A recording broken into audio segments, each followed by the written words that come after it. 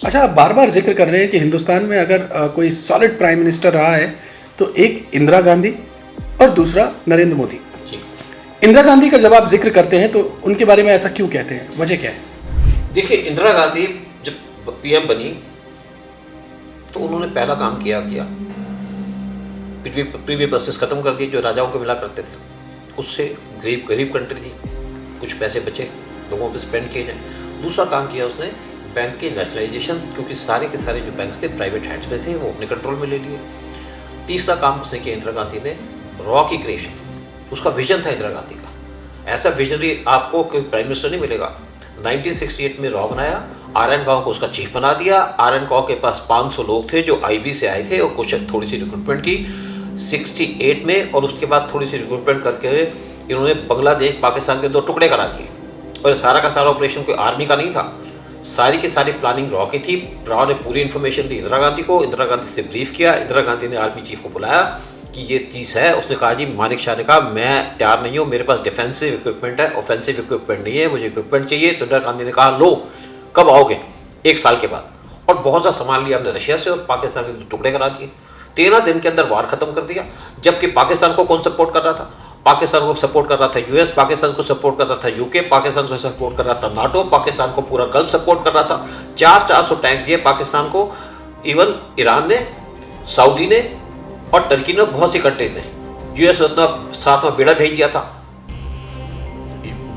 UK ने भी अपनी नेवी भेज दी थी। लेकिन इंदिरा गांधी ने 13 दिन के अंदर वार खत्म कर दिया। ये थी इंदिरा गांधी की अचीवमेंट। आज अगर मोदी बांग्लादेश पे चिकन नेक को कंट्रोल कर लें या पाकिस्तान के टुकड़े करा दे तो मोदी सबसे बेस्ट हो जाएंगे। फिर मैं एक और बताता हूँ बात। इंदिरा गांधी नेहरू के अंदर स्टडी में रहती थी और देखती थी नेहरू क्या कर रहे हैं, और सारी चीज़ें स्टडी करके उन्हें उसने अपना मन बना रखा था, अपना एटीट्यूड बना रखा था। 1974 में एक तो उसने न्यूक्लियर बॉम्ब ब्लास्ट किया पोखरान के अंदर, पूरा वर्ल्ड हिल गया उसके ऊपर। अगर वो ना होता तो उसके बाद हमारा न्यूक्लियर बॉम्ब ना बनता। तीसरा काम क्या किया कि उसको बताया गया इंदिरा गांधी को रॉ के द्वारा कि जो चोग्याल है सिक्किम का किंग, उसकी वाइफ मिसेस कुक वो सीआईए की एजेंट है।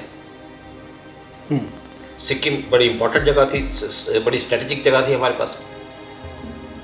तो इंदिरा गांधी, जो चोग्याल था, इंदिरा गांधी के साथ अंडर स्टडी रहा करता। तो उसके किंग ने उसको भेजा हुआ था, जो राजकुमार था, कि आप बैठिए, सीखिए क्या डिप्लोमेसी होती है, क्या कुछ।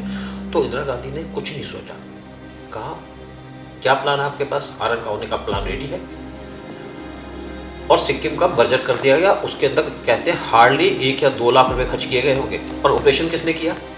ऑपरेशन किया जीबीएस सिद्धू, रॉ के प्रोमिनेंट ऑफिसर हैं, आईपीएस ऑफिसर है और स्वरण सिंह के दामाद थे। किताब लिखी हुई रिसेंटली, और उन्होंने सिक्किम का मर्जर कर दिया इंडिया से। और इस ऐसे तरीके से किया कोई क्वेश्चन नहीं उठा पाया उसके ऊपर, लीगलाइज तरीका कर दिया उसका पूरा। वहाँ पे एक इन्होंने इलेक्शन करा दी और 99% लोगों ने इनको वोट दे दी कि मर्जर ठीक है।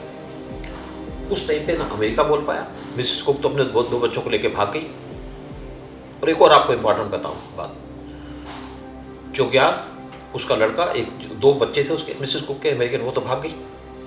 जो चोग्याल का लड़का था वहाँ से नाराज होकर अपने फादर से जा करके चला गया वहाँ से बाहर, महल से हिल के पास पहुँचा तो उसकी गाड़ी पलट गई, नीचे गिर गया, मर गया। कुछ लोग ये कहते हैं कि वहाँ का काम था उसको करने का ताकि वहाँ पे कोई चैलेंज दे सके और सिक्किम हमारे पास आ जाए तो हमारा चिकन नेक सेफ है। ये इंदिरा गांधी की अचीवमेंट थी। जब पाकिस्तान के टुकड़े हुए तो एशिया का मैप चेंज हो गया। जब सिक्किम का मर्जर हुआ तो इंडिया का मैप चेंज हो गया।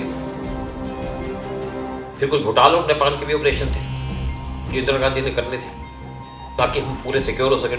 तभी तो डोकलाम का इशू हुआ था, चाइना में रोड बनाने के चक्कर में था। लेकिन जो यूएस की डीप स्टेट है उन्होंने पॉलिटिशियन को इकट्ठा दिया, पैसे दिए, डेमोन्स्ट्रेशन करा दी जयप्रकाश नारायण के थ्रू, और इंदिरा गांधी ने इमरजेंसी लगा दी, ये ऑपरेशन रुक गए।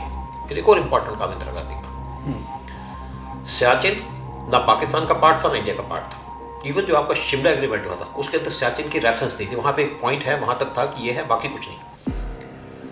एक रॉ के बस खबर आई कि जी कुछ पाकिस्तान के लोग बड़े कोल्ड वेदर के कपड़े ले रहे हैं। लंदन से खबर आई, वहाँ पे एक ऐसी जोशी थे, बड़े प्रोमिनेंट और बड़े ईमानदार लॉ के ऑफिसर, बड़े कैपेबल भी थे। कहा जी ये तो सियाचिन पे कुछ करने वाले हैं। रॉ ने पहले उसकी रैकी करवा ली थी, आरन काओ ने सियाचिन की।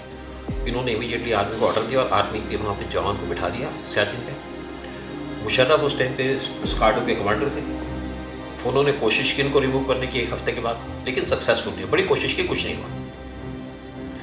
तो सियाचिन पे जो कब्जा था वो इंडिया के लिए बड़ा इंपॉर्टेंट था। जैसे हमारी आइलैंड को हम लायबिलिटी मानते थे, आज हमारे एसेट्स बने हुए हैं। चाहे आप अंडमान निकोबार लगा लीजिएगा, चाहे लक्षद्वीप लगा लीजिएगा, चाहे उड़ीसा के वहाँ पे जो आइलैंड है। इसी तरीके से सियाचिन इंडिया के लिए एसेट है, क्योंकि वहाँ से हम वाच रख सकते हैं जो पाकिस्तान और चाइना आपस में कनेक्शन करते हैं। हाईवे भी बन रहा है ना वहाँ पे पूरा, तो वाच तो हम कर रहे हैं वहाँ पे। और सियाचिन पे क्या था, अगर हमारा सियाचिन पे कब्जा नहीं होता तो कभी भी लेह लद्दाख हमारे हाथ से निकल सकता था, क्योंकि वहाँ से एक रिवर निकलती है, निब्रू रिवर है, जो लेह लद्दाख को पानी देती है। आपको याद होगा कारगिल पाकिस्तान ने क्यों किया, ताकि हम सियाचिन पे कंट्रोल न कर सके, वहाँ पे अपनी आर्मी को सप्लाई न दे सके।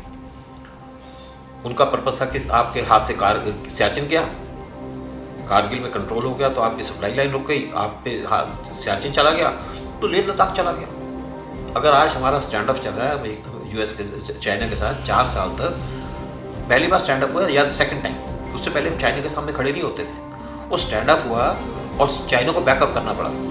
लेकिन आज हमने वहाँ पे रोड्स बना दिए, हमने टनल बना दी, इवन एक रेलवे लाइन जा रही है, 1 लाख करोड़ खर्चा किया जा रहा है उसके ऊपर लेह तक सप्लाई देने का। हमारी आर्मी बैठी है वहाँ पे, 40,000 की आर्मी रहती है वहाँ पे, उनकी फैमिलीज रहती हैं लेह लद्दाख के अंदर। तो ये इंदिरा गांधी के अचीवमेंट्स हैं।